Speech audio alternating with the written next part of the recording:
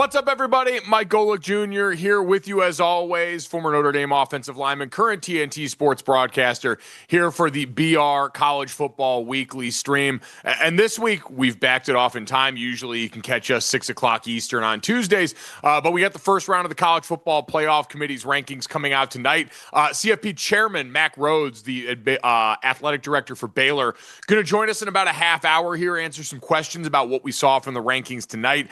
As always, you can watch us on the BR app, on the BR YouTube channel, and make sure you hit us up in the chat. This is a big night for all of that. We want to hear questions from you. I want to answer as much as we can, get involved in the conversation, because we know this is really what this is for. None of the rankings matter until the end, but we love a good little bit of television debate. And quite honestly, I think especially the first round of rankings from the committee, and in this 12-team era where we only have 1 year that this has happened, it's good to kind of get a window into exactly what the committee is thinking and what goes into these rankings. So with that in mind, let's take a look here, shall we? No, Reebok, it really doesn't matter until it does. And again, I think just this year, because they toggled with the strength of schedule. So that's one of the things I want to ask Mack Rhoades about when we get a chance to talk to him is, this year was supposed to weight strength of schedule more. So the SEC, that was their rallying cry last year, all these different things. And so here we go. Retired Sailor says the committee took the AP poll and said, here you go. More or less, when you look at a lot of these rankings, more or less. So let's start up top. Number one, Ohio State, number one in the AP poll, number one in the College Football Playoff Committee's initial ranking, followed by number 2, Indiana, and number 3, Texas A&M. Having been through this process, I got to do the mock selection committee before. They work in pods of 3, so that was the group that they were probably arguing over. And again, having watched Ohio State, knowing, hey, all right, their best win right now is Texas, who got a big bump in the way they were viewed so far this season. Texas in the CFP rankings sitting at number 11. Now, the reason you don't see them in the bracket, for anyone that doesn't understand this, in the college football playoff, you get the 5 highest ranked conference champions that end up getting a space in the bracket, which means you will have Ohio State in the Big Ten, Texas A&M in the SEC, and then you look on down further, BYU in the Big 12, and away we go. Virginia in the ACC and Memphis at number 12. Memphis unranked in the first round of the CFP Committee's poll. The highest ranked Group of 5 champion gets in. And then Virginia, who is actually ranked 14th in the College Football Playoff Committee's initial poll, they get bumped up in there. And so Texas and Oklahoma end up on the chopping block. Those 2 spots certainly get them bumped out. So that's kind of the math behind the thing. A little different this year because there's natural seeding up top, so we don't have to worry about 1 through 4 going to the 4 highest ranked conference champions anymore. It's the top 4 seeds, and we know they've got those 4, right? I don't think anyone looks at Ohio State, Texas A&M, Indiana, and Alabama and thinks anyone else deserves to be in that top 4. Do you? Because I don't. Ohio State, I can understand this completely. The Texas win has aged a lot better in recent weeks. If you look at the metrics the committee considers to find out, did they get number 1 right? I think so. I have no problem with Ohio State being number 1. For them, they've got the best game control of the group, one of the metrics they kick in. Besides that, strength of resume, which is the likelihood that the average team could accomplish your record against your schedule. Texas A&M wins that. Texas A&M wins strength of schedule. Oregon has the best win of the group so far, going on the road and being number 9 Oregon in this voting. So I have no issue here. Quite honestly, I could have done with any of these teams at number 1. Texas A&M had a pretty strong case with the road win against number 10 Notre Dame. Again, Oregon 1 spot ahead of them that ends up becoming the win that bolsters a lot of Indiana's schedule and overall the strength of schedule harder, unsurprisingly, with Texas A&M, given what we know about the SEC. So ultimately, I think they got this one right. Ohio State, as you can see right there, dominant scoring offense. If you want to look at why, we can give you a look in a little bit at the problems that Carnell Tate and Jeremiah Smith are presenting for opposing defenses. It's nightmarish. Julian Sand is a lucky man and enjoys getting to throw to them. And on the other side, the defense is a war machine. And I agree with you. GS Ailey. OSU's the best team. Teams might not even score 20 points on them. That really is the identity of this year's group. The quarterback, I think, is better as a passer than Will Howard. The receiving core is the usual Ohio State bunch. I think the O-line might be slightly better. But defensively, what Matt Patricia's done has been incredible. I mean, giving up less than a touchdown a game is pretty remarkable stuff for them. They've made quick work of everyone. Penn State, that game was a little closer for longer than some people thought, but again, there's still talent on that team, even if the machine's a bit broken right now. So, number one, I agree with the top three, pretty ironclad. Alabama, Georgia fans, there can't really be any dispute at 4 and 5. I think the one thing we saw as we work our way down is the committee honored head-to-head, with the exception of Notre Dame and Miami, which we'll get to. But Alabama beat Georgia. It was not that long ago. And so they make their way above them in 4-5, which positions both teams nicely to be involved in the college football playoff. We'd assumed the SEC would get 4 to 5 teams probably in the field. And it certainly looks like they're positioned to do just that. Ole Miss also lurking inside at number 6. And then, as we mentioned, Texas and Oklahoma inside the top 12. So the SEC leads the way so far with 9 teams ranked in the top 25. The Big Ten had 7. The ACC had 5. And the Big 12 had 3. And this is, to me, where things get interesting. So as we look at this top group, again, where you wind up initially, I do think matters. And especially in the Big 12. BYU and Texas Tech 7 and 8. BYU and Texas Tech playing this weekend. Huge game. College game days going there. It's going to be awesome. Both of these two teams, Texas Tech, I think the most talented team in the conference. BYU unbeaten and unblemished, so they are one spot above them. Texas Tech with that loss to ASU, but Baron Morton out in that game, dinged up injury-wise, the kind of stuff the committee kind of takes in factors, because everybody else, they've smacked around pretty well, and this will be the best test for Bear Bachmeier in that group. But now you look at what could potentially come from this, and all of a sudden, you open yourself up to the possibility of multiple Big 12 teams being able to work their way in. As we look further down, Utah, the next highest ranked Big 12 team at 13th. So just on the outside looking in with all that volatility and some chances down the stretch, going to be really interesting. The Big 12, a banner year for them. So as we look, let's see what else we got going on in the chat. Oklahoma, big win this past weekend as well. Keeps them in here. M. Fennel 10 arguing with Bama 76. You know what, chat, let me know what your biggest complaint is from this college football playoff ranking, because my take, and I heard Greg McElroy on the rankings reaction show for ESPN say this all kind of makes sense. Like, to me, looking at this all kind of makes sense. If you were going to talk about one fan base that I actually was a little bit surprised how low they were, Miami, who was number 18 in the AP poll, also number 18 in this. Mike Rodak, no group of 5 team in the CFP initial top 25, but one will make the 12-team playoff. I had Danny Cannell on the Daily Show I do the other day. He was an advocate for the group of 5 not getting an automatic bid. I think that's ridiculous. Like, this is all a contrivance. College football has a broader field than it did in the 4-team playoff era because of all the changes. So I think we are getting better teams in, more teams in that can win it. But you still got to have the group of 5 involvement. There's got to be an acknowledgement that this side of the sport still matters. And Memphis, 1 loss right now, so going to still be in the mix for all of this. But yeah, that is one of the big takeaways is 1, potentially 2 teams, depending on how the ACC finishes, could be knocked out of that top 12. PT 13, Oklahoma too low, Texas too high. So again, with that one, Oklahoma did lose to Texas, right? Like, that is a real thing that happened. So we got to kind of acknowledge it. One of the other areas where head-to-head got taken into account. For Texas, yeah, things didn't start off great for you this season, but you rebounded with the win against Oklahoma. You rebounded with a ranked win against a Vanderbilt team that we saw as legit good. I understand Vanderbilt's road to prominence was paved with quarterbacks that were injured or out or things of that nature. Still a good football team, and the committee seems to agree with that as well. Vandy checking in, oh, by the way, at 16th still in the poll. Tennessee, the only 3-loss team ranked, for the person who said Tennessee shouldn't be ranked. Tennessee I don't know, man. They've been through the ringer. Alabama, Oklahoma, Georgia is your 3 losses. I think you can understand why the committee looks at that. And again, that's one of the areas where I think you have to realize the strength of schedule getting talked about a lot more.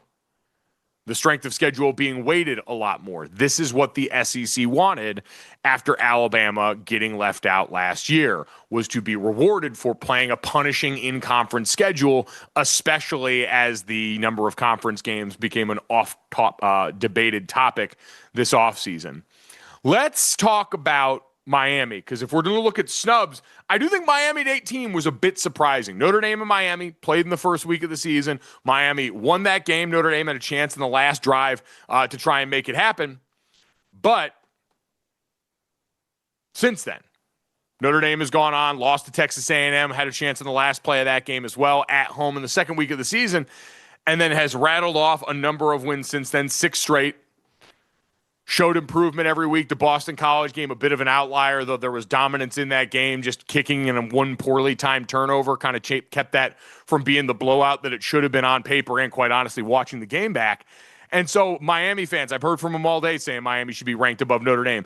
I disagreed with that. Head-to-head is a factor in what's considered, along with everything else. And it's an important factor, especially when the game is played recently and all other things seem close to equal. But the committee clearly thought, and this is another thing we can talk to Mack Rhoades about, the committee clearly did not view them as equal at this point in the season. Miami, with more recent losses, the loss to Louisville on a Friday night, the loss to SMU this past weekend. And when you lose does matter. I think at the beginning of the season, you look for who a team is at the start when we don't know as much about them going into each season and what you're supposed to grow into. Notre Dame has showed consistent improvement after challenging themselves early. And Miami has gone and stubbed their toe as of late. Carson Beck's thrown a number of interceptions. Mario Cristobal's sort of conservative game management all of a sudden puts them in a difficult spot. So I am not surprised that Notre Dame was ranked above Miami because, again, I don't think it is the end-all, be-all. I am surprised that Miami wound up all the way down at 18. And if you look deep down in this ranking, Georgia Tech, Miami, and Vanderbilt, who were 8, 9, and 10 this last week, now all drop down to 16, 17, and 18. So it becomes a really difficult road to toe. Now, for Georgia Tech, your advantage is, as you sit here right now in the ACC standings, you're still in the second spot behind Virginia, who, again, 14th in the rankings, 11th in the bracket because of how things work out. The highest 5 ranked conference champions get in. So Georgia Tech, as long as you maintain a path towards the conference, and Virginia's played with fire all year long. I don't think anyone would be overly surprised if they got burned. Georgia Tech's got to get through Boston College and Pitt in conference to maintain their place. Pitt, if we're looking at teams that could potentially be movers and shakers coming up, Pitt's one to keep an eye on.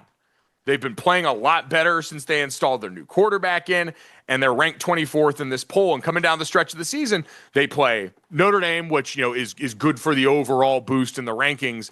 I don't know if the ACC is going to be in the market for much in the at-large department right now, but Notre Dame, who's number 10, Georgia Tech, who's number 17, and then they finish up with Miami. So Pitt is going to go a long way in deciding not only how the whole college football playoff picture looks, but how the ACC picture looks certainly, and who gets into that title game and has a chance to punch their ticket with that automatic bid that I think is important to keep in mind. Even though they're not getting the top 4 seeds, it still gets you in the dance. And what we saw last year still gets you in the dance. Bama shaking in their boots knowing OSU sitting at 1 and could be a semifinal matchup. I don't know if Alabama's afraid of anybody at this point. I think this team has shown dramatic improvement since that loss against Florida State.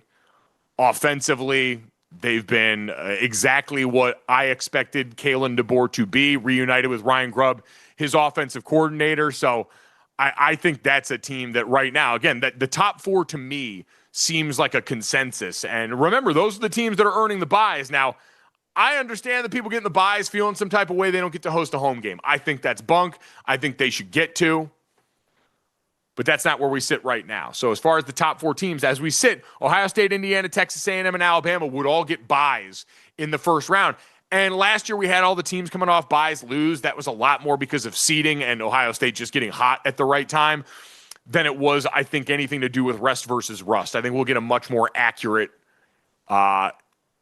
painting of what that's going to look like this year when that goes down and happens.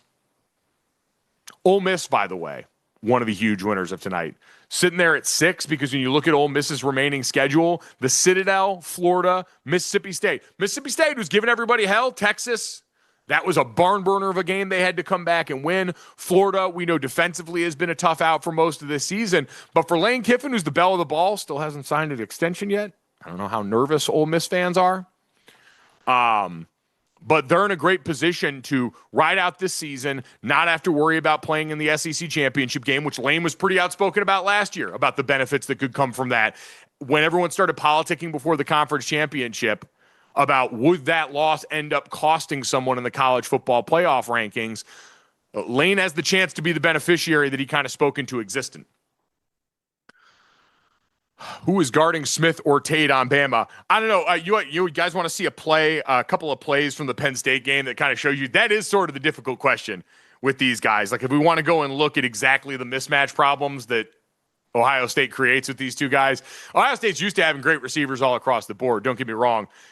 These guys are terrifying. Like Carnell Tate might even be pushing for the best receiver. So you got Jeremiah Smith up here. You got Carnell Tate down here against Penn State this past weekend. Safety starting off kind of in the middle of the field, but this tight end motion's out here, so you're going to see him kind of drift and look this way. And so you got to make the decision on every play. Who are you going to put safety help over the top of? There's only so many people you can guard on every down and distance. And credit to Brian Hartline for making it hard on him. So you're going to watch here. You leave Carnell Tate soloed up, and you've got the quarterback with the arm to get it done. So again, that top safety is going to drift towards the field. Sand's going to let it loose, and he goes down that way. And all right, hey, listen, sometimes that's going to happen. They're going to run right past you, and away we go. But then we go and look at the next shot of it. So now we got Jeremiah Smith down here. Same bit of calculus. Carnell Tate's up here. You got a receiver here, you got a receiver here, and you got a safety with a decision to make. Now the deep safety's on this side of the field.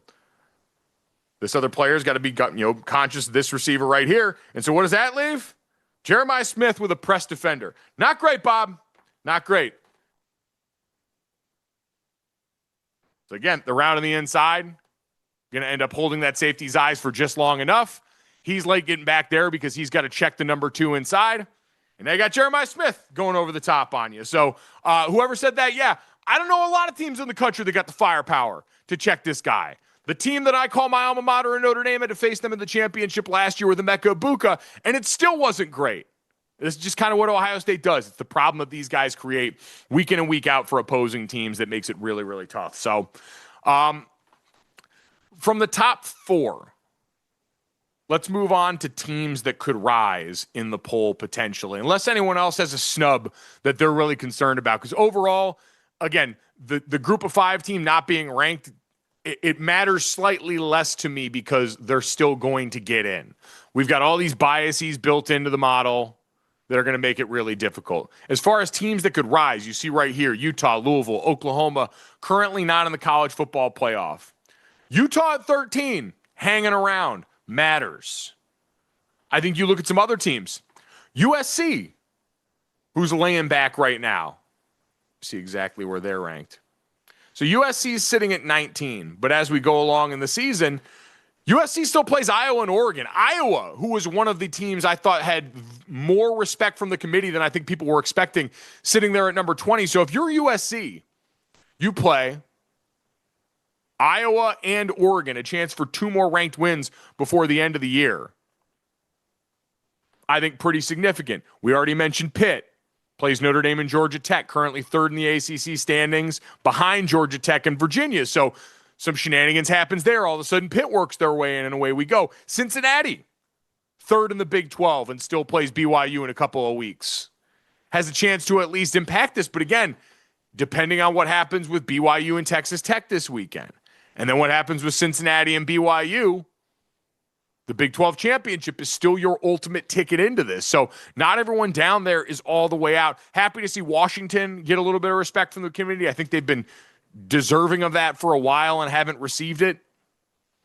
M. Robinson 822, you're correct. Any team can lose any game. That's kind of where we're at right now. G. Ashley, Louisville's only loss is at Virginia. Sleeper to win the ACC. I agree. Jeff Brom, going to be one of those names bantered about pretty often right now. But you look at what they've managed to do so far. Big time win against Miami. The loss against Virginia obviously looms. They got Cal, Clemson, SMU, and Kentucky to finish the season. So they're going to need some help to get in the mix, but they're good enough to stay in the mix. And at 15, by no means out of it. Again, the ACC team popping into the picture, Virginia right above them with that head-to-head. This is kind of the beauty of the 12-team playoffs. More teams in it longer. At least in my mind. More teams in it longer. That's the nice byproduct of what I thought was just going to be a TV contrivance. And instead ended up giving us some pretty good results to sink our teeth into here. Who has Washington beaten to earn their ranking? Let's go take a look at Washington's schedule. This is the other part.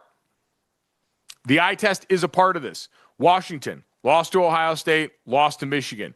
Beat Illinois, who was ranked for a lot of this season. But I'm with you. There aren't a lot of great wins there, but that's still a team that when you look at them on paper, look at them on tape, especially offensively, I do think there's a lot to like about this team. Texas Tech lost to Arizona State, M. Robinson 8-22. Baron Morton, I believe, was out for that game. And Arizona State, when healthy, and they lost their starting quarterback for the year in Sam Leavitt. They've also dealt with their best receiver and one of the best receivers in Jordan Tyson being out. I get Bama lost to Florida State, by the way. I see that conversation going on in the chat. But they've improved since. Like, I do think, again, this is part of the I think, poster for why teams should be willing to challenge themselves early in the season. Because when you look at the opportunity it affords you to show growth later on, the committee is clearly willing to kind of soften the blow on that. And Alabama, let's be real, and the SEC was always going to have opportunities to go and make that right, and they have. Wins against Georgia, wins against Vanderbilt, wins against Missouri, win against Tennessee. They're answering all the questions. They're ticking it off and ringing the bell on this. So Alabama, like, we talk about quality losses, we talk about all that stuff. Alabama and the SEC, if you just win enough of these games and you got 1 or 0 loss, M. Robinson 8-22, I don't think it's garbage that Bama's ranked that high at all. You look at the games they've won, you look at the other teams they played. I don't know. You turn on the game and watch them for 5 seconds. I do think this is pretty great. Lunar Obsidian, how is UVA 11-14? Great question for anyone just joining us. So again, this is the bracket. The 5 highest ranked conference champions get a place in the bracket. In this case, Virginia, who is first in the ACC, ranked 14th, and Memphis, who is unranked out of the group of 5, would both get a place in the field. So they knock out Texas and Oklahoma in the 11 and 12 spot and get in. So that's how Virginia Tech would slot in at the 11 seed because they're ranked higher than Memphis. Memphis would slot in at 12, and away we go. So that's how we explain that phenomenon. Again, this year the difference is natural seeding up top. So seeds 1 through 4, as voted on by the committee, are going to earn those first-round buys. But the 5 highest-ranked conference champions still get a ticket in the dance. So you see 2 SEC, 2 Big Ten, which, by the way, has a chance to be the case.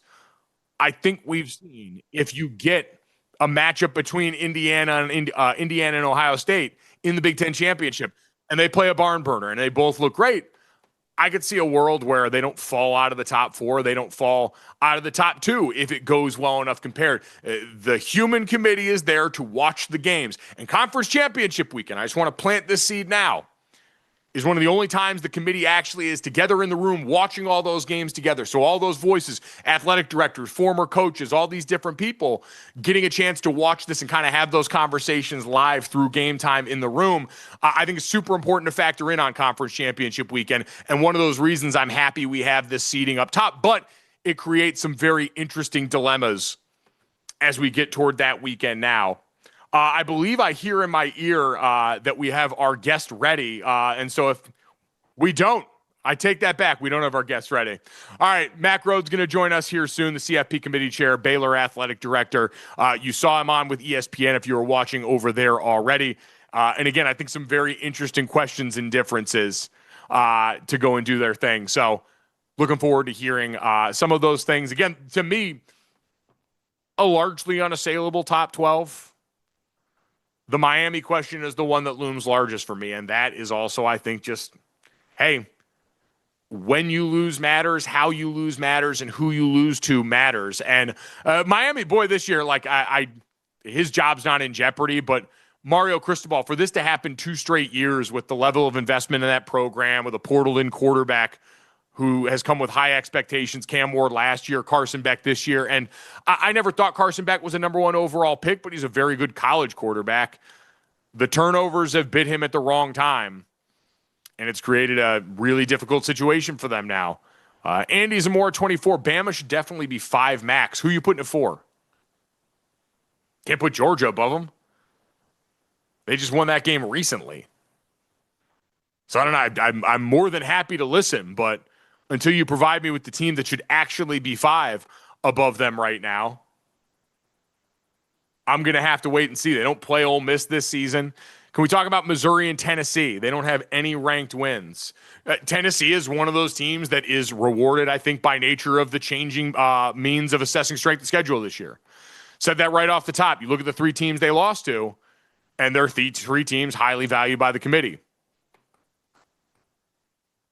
Rankings are wrong on screen. No Texas. Again, for anyone just coming into the chat, I want to catch you guys up. Texas is sitting at number 11 in the rankings.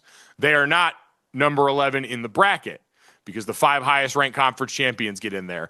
Right now, Virginia is at the top of the ACC. Texas is not at the top of the SEC, so they'd be an at-large. The ACC champ gets moved in, and then the highest ranked group of 5 champion gets moved in. That right now would be Memphis. So they knock out Texas and Oklahoma. That's why you got to pay attention. Like, people talk about these rankings don't matter.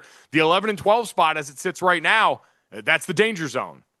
Now, River Dragon, Texas being too high is an interesting conversation at 11 with the way their season's gone. Lost to Ohio State, which losing to Ohio State 14-7. I get both quarterbacks are making their debut. That one might age better as we go along. Like what we've seen from Ohio State so far this year. T-Burn 44, could IU possibly be at number 1? Hell yeah. I wouldn't have lost a bit of sleep if IU is at number 1. They've got the best group win of the top 3.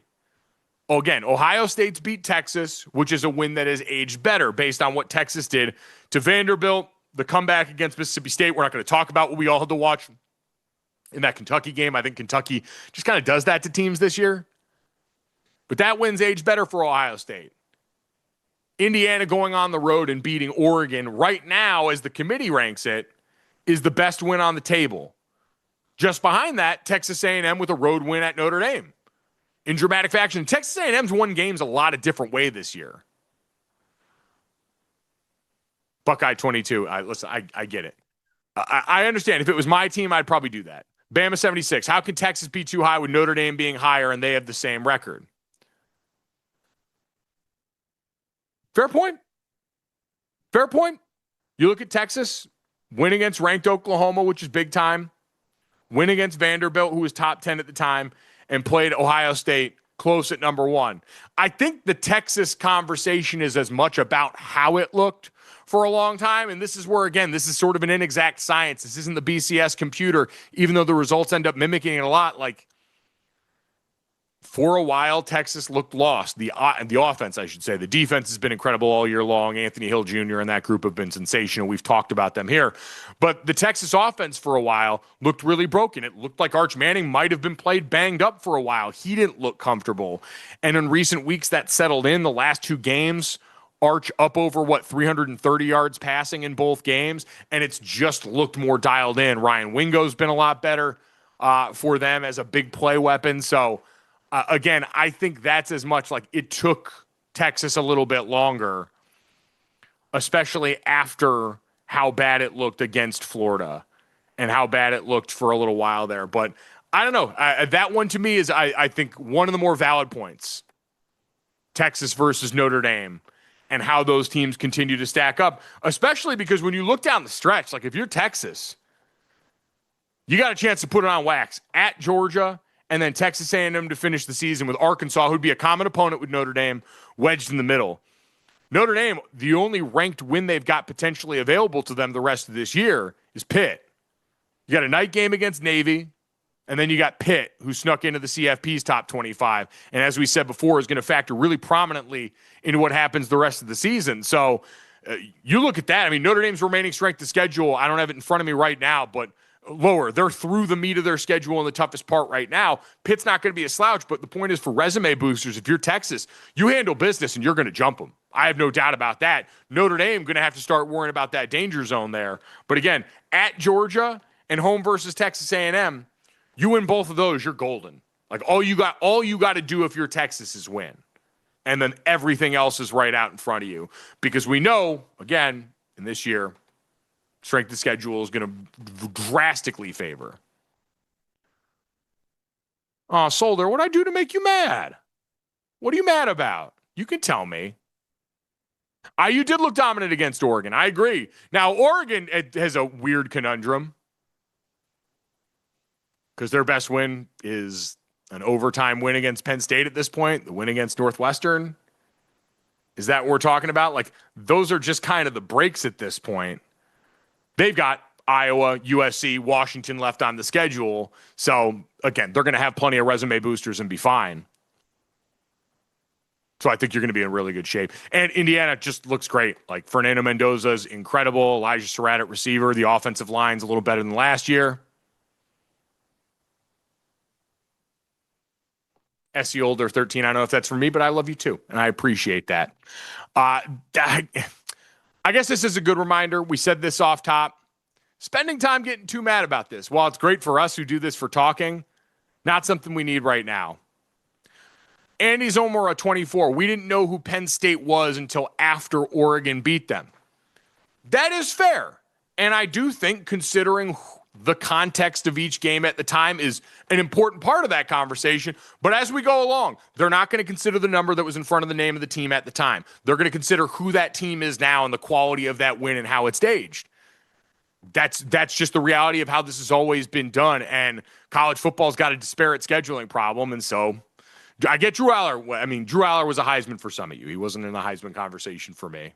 But I get he was in the Heisman conversation for some people based on how he came into this season.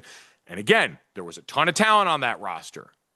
It's a hostile environment. It was whiteout conditions, all these things that make it difficult. But again, to hits 9130. Dogs and Braves. ND picks on service academies 10-2 in there. Notre Dame plays one service academy this year, and they play a Navy team that was very close to being ranked before North Texas beat them. I grant you, Notre Dame should beat Navy. Listen, you want to get pissed off about that game? The history of college football is full of great rivalries that were just thrown by the wayside. Notre Dame and Navy has a ton of great history about it. I hope they don't ditch that. Buckeye 22. If anybody ever watched Auer, then you would know there's no way he was going to win the Heisman. Harsh. I wish that kid a speedy recovery. I hope things work out for him. I just never saw the gifts turning into the high-end potential that a lot of other people did. What do teams have to do to beat Ohio State? Boy, that's a great question. I mean, you're going to need a really good offensive line to try and handle what they're going to throw at you up front. You're going to need probably someone dominant enough in the middle of the field at tight end to at least buy up some of Caleb Downs' attention so he can't come screaming down the hill and make every play in the world. And defensively, you're going to need two really good cornerbacks. Like, your secondary is going to have to be dialed in. The more I watched Ohio State's offensive line and went back and watched them last week, they were a Joe Moore Award, the award given annually to the best college football offensive line. They were a midseason nominee. I still think that group is better than last year. And last year's group was marred by injury. Donovan Jackson ends up playing tackle the back half of the season. I thought the job they did overcoming those injuries was really, really impressive. But I still look and say you could probably, with a pretty good defensive front seven, give them a hard time and create some problems. And that's probably where it needs to happen there. For the people talking about the Buckeyes' strength of schedule, listen, this has kind of been the formula for the Big Ten in recent years. Now, they went and scheduled Texas to start the season, so you can't have a lot of complaints and compare it to Michigan and everything else. MZ22, Ava Reese, I agree, is a monster. and terrifying. So 100% we're with you. Ohio State to finish out the season, by the way, at Purdue, UCLA, Rutgers, and then at Michigan, which, hey, there's still the Michigan problem for Ohio State that could certainly come up, but I do not think that's going to end up being the case. As always, hit us up in the chat if you got more questions. We're trying to pick them off as we come to it right now. Again, still hoping to talk to the College Football Playoff Committee chairperson as well as things go along here. OSU beat Texas and Illinois. Come on. They've gotten credit for the Texas win. And the Texas win is better. I don't know if that was supposed to be derogatory or not, and they beat Texas and Illinois, which is fair. But again, that team's another one. Like, you look at the way the defense is played, they've been a vice grip, and having what could be the best defensive unit in the country is going to register. And listen, I do also think there's something to it's a human being. Hey, man, holdover team from the championship that in certain areas looks better than the team from last year. Again, it's not a factor in voting, but I'd be stunned if it doesn't factor into the human way this thing goes. Solder 1-3. The South needs to come up north. I mean, we did see that last year. A lot of college football playoff games played in the cold weather. I think most of these teams down south, you don't have to worry about what we got back in the day where you had like Miami playing against Notre Dame in the 2010 Sun Bowl where they didn't want any part of freezing temperatures. Different bowl game. Not all the things on the line that we have here, but is what it is. So, again, I think overall tonight, committee did a pretty good job.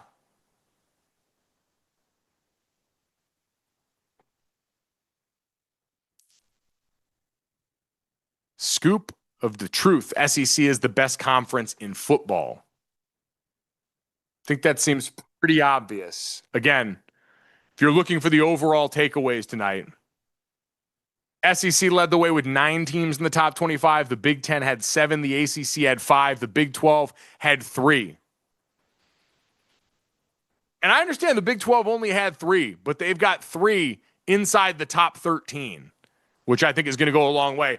We see the ACC right now is living through this. The chaos at the top of the conference, not always the best for getting multiple teams into the playoff field versus the Big 12, who in recent years, last year, the Big 12 race, the final month of the season, was chaos. It felt like everybody had a chance before Arizona State and Iowa State ended up there. So I don't know, man. There's something to be said for where those teams have ended up here currently. Where we have ended up to end your night is a great opportunity here. Very excited to welcome in Mack Rhoades, the College Football Playoff Committee's chairperson and Baylor athletic director, kind enough to join us now. Mack, good to see you. Appreciate the time on a long night. How are you? I'm great, Mike, man. How are you doing? And great to be with you, man.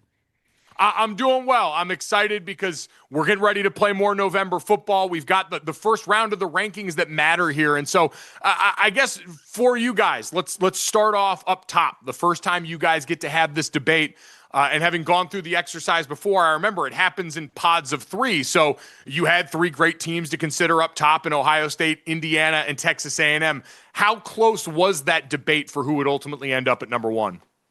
Yeah, I mean, 3 great teams. Mike, you've talked about them. I think really close. Committee, great respect for all 3 of them. Really, when we thought about number 1, we really looked at Ohio State, Indiana. You look at both of those teams offensively and defensively, and they're top 5 statistical, categories on both sides of the ball. Really, dug down and certainly looked at tape and, how both of them played, their physicality up front. At the end of the day, we gave, a slight edge to Ohio State when we looked at the offensive line play. And then I think defensively, again, Ohio State, slight edge. They're really disciplined defensively. Great gap integrity, almost NFL like. And they've got some explosive players.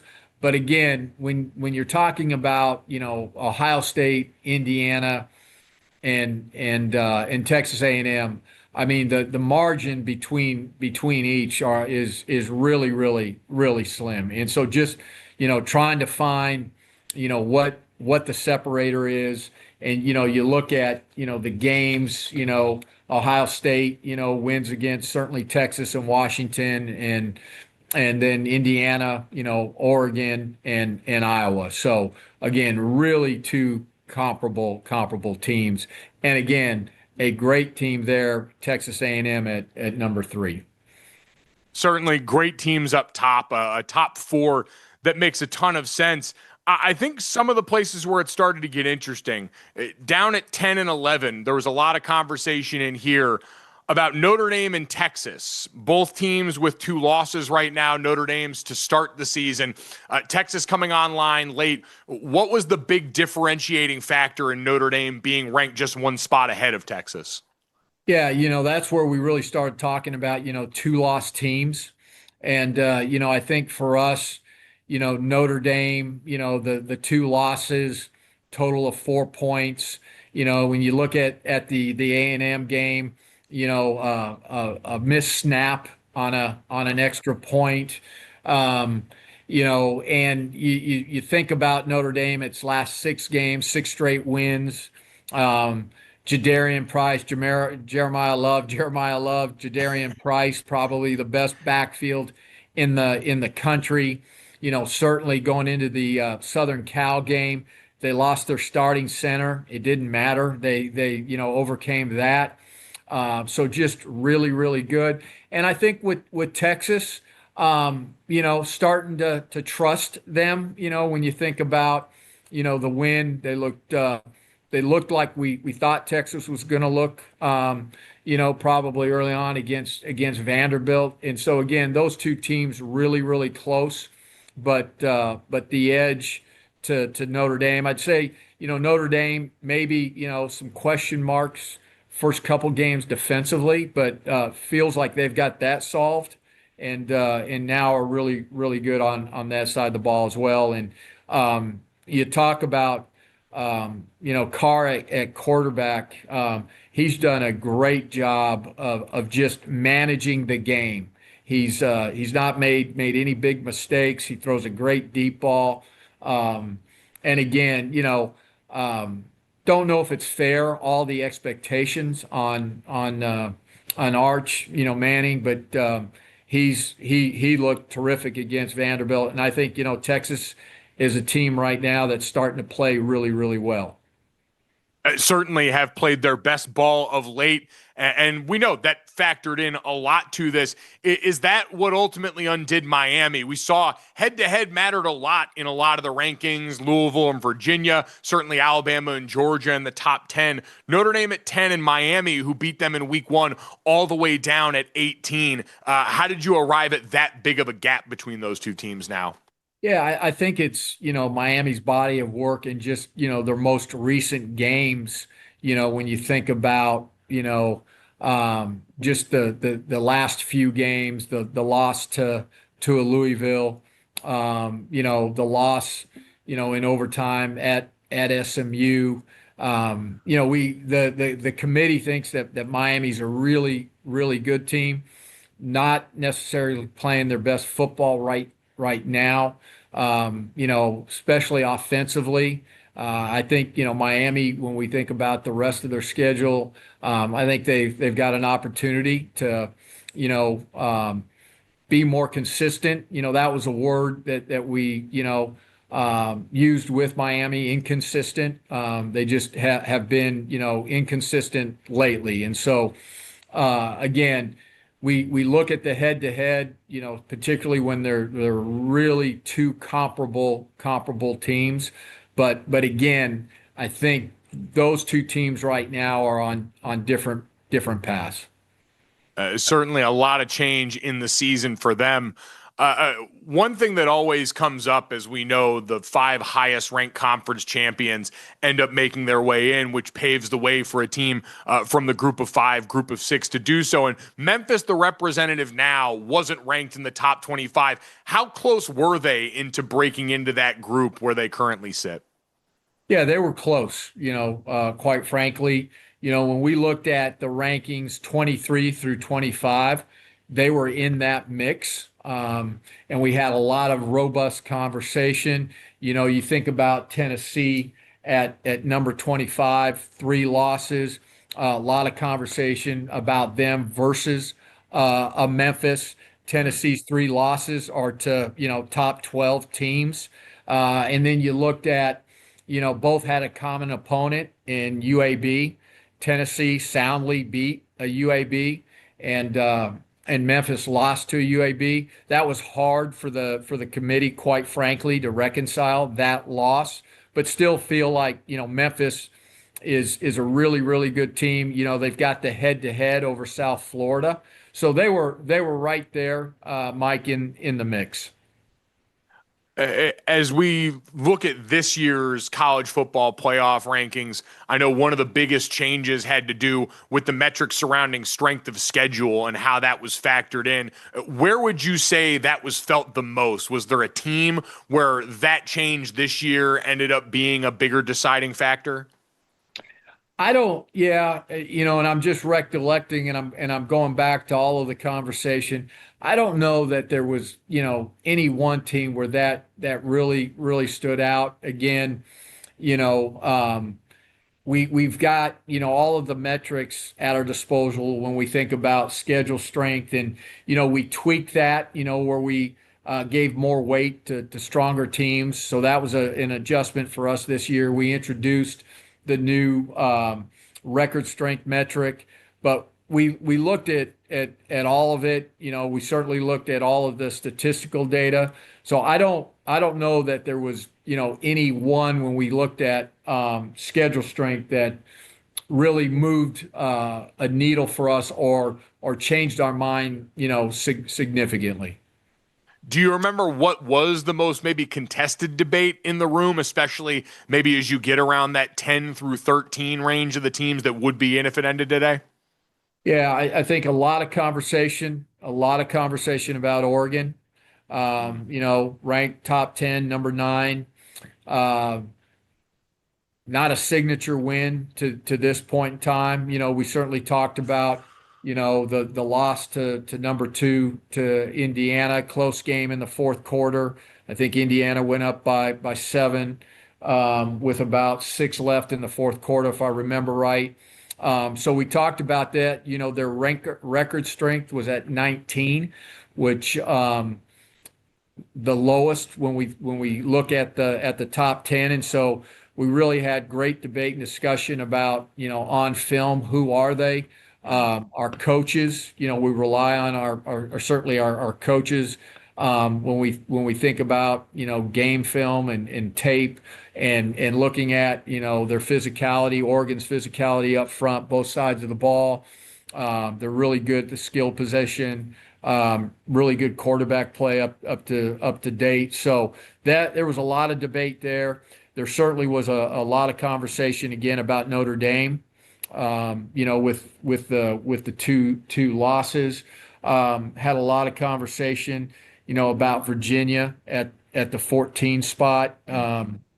Certainly Virginia head to head against Louisville, and just thinking about, hey, Virginia and really ACC, all of the ACC schools signature non-conference wins.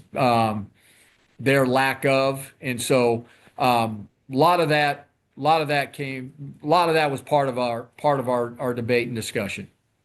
It's always an incredible debate and a process that I know a lot of college football fans care about. I have to ask you one question that comes from my father, Mike Golic Sr., longtime fan of the College Football Playoff Committee, mostly because he's jealous about hearing of all the catered meals in there. So I got to ask for him, did you have a favorite menu item as you guys were sitting around having these debates from this last night?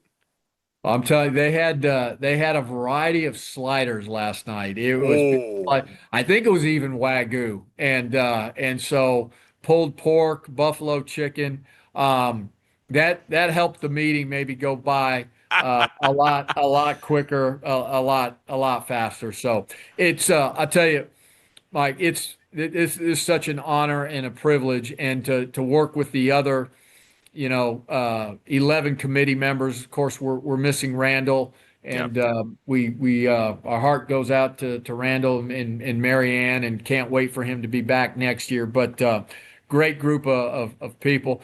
Big fan of your dad's. Big fan of yours. Hey, I appreciate that very much. Matt, can't thank you enough for the time. Dad will be very excited to hear about the menu. College football fans, we're excited to hear your answers here, and we really appreciate it. Enjoy some well-deserved rest, and hopefully we'll get a chance to do this in the coming weeks again. Look forward to it, Mike. Take care. Thank you. You too. Really appreciate it. Wagyu sliders. That's good, clean living right there. It's just incredible stuff from them. So there you have it, straight from the man inside the room, having the discussions there for everyone that asked. Oregon, the subject of a lot of debate because of the lack of that signature win. Notre Dame's 2 losses got factored in. Virginia and the lack of a signature win as they continue to ride the Lightning each and every week. So lots to take in and digest there, as I'm sure people will in the coming days. Hey, we know it's been a busy night here. We appreciate everyone rocking with you. Thank everyone in the chat who was talking all night. We appreciate your questions. It's the engine that makes this whole thing goes. It makes fun every single week for us here. So, again, we're going to be back here like we are each and every Tuesday. We'll bring a couple more plays next time to talk about if we got time. We'll react to more of the committee's rankings and what we see during the weekend from college football. As, you know, I usually don't love too much CFP talk too early in the season, but it's November now. It's time. Buckle down. We talked about a lot of the big games that are going to swing the rest of the season. Some of them are coming up this weekend, so enjoy BYU, Texas Tech. Enjoy the rest of the great slate. We'll be back Tuesday to talk about it all. Thanks.